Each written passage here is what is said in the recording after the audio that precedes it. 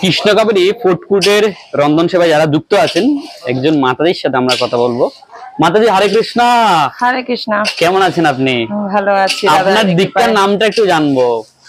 হ্যাঁ, সবিতা রায়ন দাসী। আচ্ছা, এটা কি তৈরি হচ্ছে কৃষ্ণকাবেরী ফুড কোর্টে? বিরিয়ানি, ভেজ বিরিয়ানি। ভেজ বিরিয়ানি। আচ্ছা, আপনারা কি কি দিয়ে তৈরি করেন এই ভেজ বিরিয়ানি?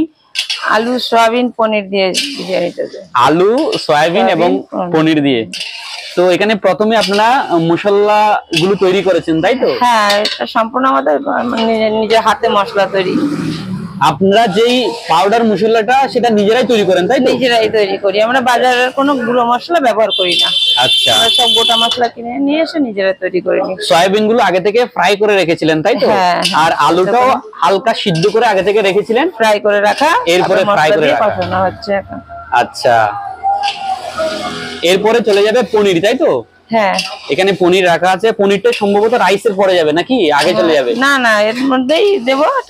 লাস্টে জলটা দেওয়ার পরে এখানে মশলার সাথে পনিরটা একটু কষিয়ে নেবেন, তাই তো? হ্যাঁ হ্যাঁ, যাতে করে মশলার যে সুগন্ধ সেটি পনিরের মধ্যে প্রবেশ করে, তাই তো?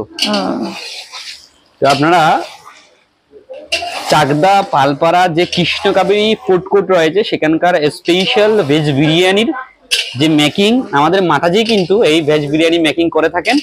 উনি সম্পূর্ণ একজন দীক্ষিত ভক্ত ইসকনের এবং প্রসাদী। তো উনি নিজ হাতে এই ভেজ বিরিয়ানি মেকিং করে থাকেন। মাতাজি, এখন কি পনির চলে যাচ্ছে? পনির দেবো। আচ্ছা, এখন পনির মানে ঝোলটা ফুটে উঠলে তারপরে পনিরটা দেবো। আচ্ছা,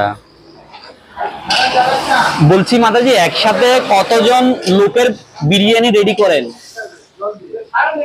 আমাদের মোটামুটি 4-5 কিলো করে আমাদের প্রতিদিন রেডি হয়।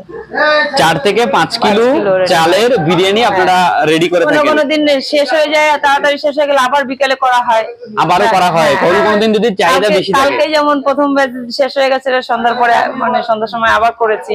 আপনারা কি বাসমতি চাল দিয়ে করেন বিরিয়ানি? হ্যাঁ, বিরিয়ানি বাসমতি চাল, তাই তো? এখন কি গরম জল দিয়ে দিয়েছেন? আচ্ছা, এই জল দিয়ে কতক্ষণ কষাবেন মাতাজি? এই জলটা ফুটে উঠুক, তারপর পনিরটা দেবো, তারপরে তৈরি হয়ে গেলে।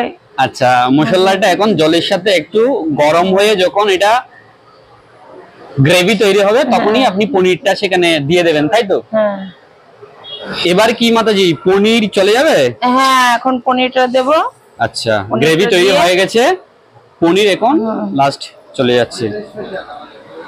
আচ্ছা, কতক্ষণ আর কষানো হবে? আর একটুখানি। আচ্ছা, এরপরে দমে বসানো হবে, তাই তো? হ্যাঁ, এরপরে চালটা কি রেডি হয়ে গেছে? না না, রাইসটা রেডি হয়নি, রাইসটা বসাবো এখন। আচ্ছা,